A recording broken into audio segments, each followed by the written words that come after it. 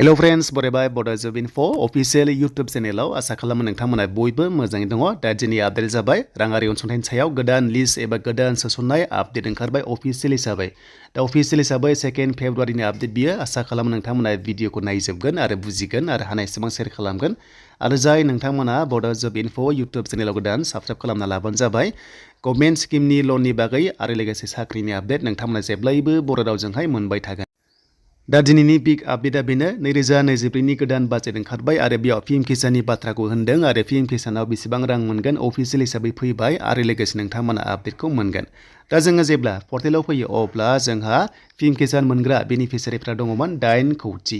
स' 8 कौटि दङमोन एबा 8 क्रर दङमोन। नोंथांमोना मिथिगौ जे 8 कौटि बेनिफिसियारिया मोनबाय थायोमोन आरो बेनि गेजेराव खायसे गोदान एप्लाइ खालामदोंमोन जायनि जाउनाव बिथांमोना अफिशियेलि एक्सेप्ट जायाखैमोन आरो बिथांमोननि एकाउन्टआव रांखौहाय सोनाय जायाखैमोन। नाथाय देग्लाय मोजां बाथ्रा आपडेट फैबाय नोंथांमोना जिंगा सिनांगौ गैला मानोना नोंथांमोननि रांखौहाय होनाय जासिगोन एबा नोंथांमोननि बेनिफिसियारिखौ सोसनसिगोन।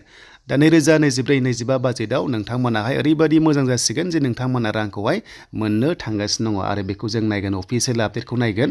दा बेनिफ्राय जाय नोंथांमोना स्टेटास नायाखै स्टेटासखौ नायना ला जाहाथे गासिबो अके दङबानो नोंथांमोना मोनगोन आरो खायसे लासैसो एप्रुभ जायो अब्ला नोंथांमोना एप्रुभ जाहैबा अब्ला नोंथांमोना मोनगोन फेब्रुवारि दाननि गेजेर सप्तायाव एबा जोबनायथिं नोंथांमोननि एकाउन्टआवहाय मोननो गोनां किस्तिखौ 15 नोंथांमोना मोनगोन। दा बिदिब्ला जों बे अफिशियेल आपडेटखौ सोर होदों बबेयाव होदों जों नायगोन। बेखायनो भिडिअखौ नायलांबाय था अब्लानो नोंथांमोना बुजिगोन आरो नोंथांमोना डिटेल्सखौ मोनगोन। दा नै बाजेट बे 2024नि बाजेट फैबाय स' बेयाव नोंथांमोना मोनदों पिएम किसान सामान निधि। पिएम किसान स्किमनि सायाव मेनसन खालामखाबाय फाइनान्सियेलि एसिस्टेन्स एबा राङारि अनसुंथाइ बेनो जाबाय गोदान सोसनबाय 11 कौटि अके 11 क्रर बेयाव फार्मार्सफोरखौ बिनि एसे बाराबाव दङ 8 कौटिनिफ्राय बारायनानै 11 कौटि खालामबाय अब्ला नोंथांनि नामा दङ। स' नोंथाङा गोदान एप्लाइ खालामदोंमोन ना अब्ला बेयाव सोसननायनि हाबाफारियाव बेखौ स्टेट वाइसनिफ्राय जमा खालामनानै गासै 11 कौटि खालामबाय अके। स' बिनिफ्राय राङारि अनसुंथाइया 6,000 स' 6,000 होनाय जायो सासे फार्मारनो बेखौ बेयाव बुंदों स' बेखायनो बोसोराव 6,000 नाथाय एमपि एबा मध्य प्रदेशआव 9,000 बुंदोंमोन नाथाय दायो बेयाव अफिशियेल हिसाबै 6,000खौ बिथांमोना एनाउन्स खालामदों आरो जेब्ला गोदान आपडेट फैयो मोनगोन। नाथाय बेयाव बोसोराव 6,000 एबा खनसे सोगासेयाव 2,000 नोंथांमोननि एकाउन्टआव हाबगोन आरो लोगोसे क्रप इन्सुरेन्स 4 क्ररनि बारा फार्मार्सफोरखौबो एड खालामबाय सोसनबाय नोंथांमोना जायनोखि दङ आबाद बिथिङाव नोंथांमोना इन्सुरेन्स खालामदोंबा नोंथांमोनाबो मोनगोन। जेरै हमना ला आबादा गाज्रि जायोबा माखासे इन्सुरेन्स थायोमोन बेखौ नोंथांमोना खालामदोंबा मोनगोन। एन्ड बेनिफ्राय पिएम किसाननि बाथ्रा जाबाय 8 कौटिनिफ्राय 11 कौटि खालामबाय आरो बेयाव नोंथाङा जुदि गोदानैबा स' नोंथांमोना मोननायनि लामायाव आरो जेब्ला रां सोयो अब्ला गासैबो सोराङाव फैजोबसिगोन जे नोंथांमोना रांखौ मोनदोंना मोनाखै आरो कमेन्ट्स खालाम जेब्ला रां सोयो आरो जेब्ला रां सोयो अब्ला नोंथांमोनाहाय आपडेटखौ मोनगोन।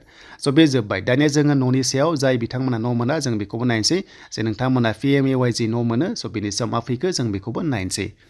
दा जाय बिथांमोना न' मोनो एडिसनेल 2 कौटि हाउसेस एबा न'खौ गोदान सौसनगोन होनना बुंदों 5 बोसोरनि गेजेराव स' नोंथांमोना 5 बोसोरनि गेजेराव स' नोंथांमोना न' मोननो थाखाय मा खालामनांगोन बेनो जाबाय नोंथांमोना जब कार्ड थानांगोन आरो जब कार्डखौ बोरै थागोन नोंथांमोना आधार कार्ड थाथारनांगोन आधार कार्ड बेंक एकाउन्ट थानांगोन होमबासो जब कार्ड मोनो आरो जब कार्डखौ नोंथांमोना खालामना लाथार आरो लोगोसे नोंथांमोना न' मोननोबा मा खालामनांगोन बे 2 कौटि न'आवहाय नोंथांमोना नाम थानोबा नोंथांमोना जब कार्ड थानानै आइडि थानांगोन स' आइडि थानांगोन आइडि थाबासो नोंथांमोनाहाय न'खौ मोनगोन। बेखायनो आइडि खालामनो थाखाय नोंथांमोना कन्टेक्ट खालामनांगोन ब्लक अफिसाव आरो जेब्ला गामि लेभेलाव सार्भे जागोन अब्ला नोंथांमोना आइडिखौहाय खालामना लाबानो जाबाय आइडि थाबासो न' मोनो।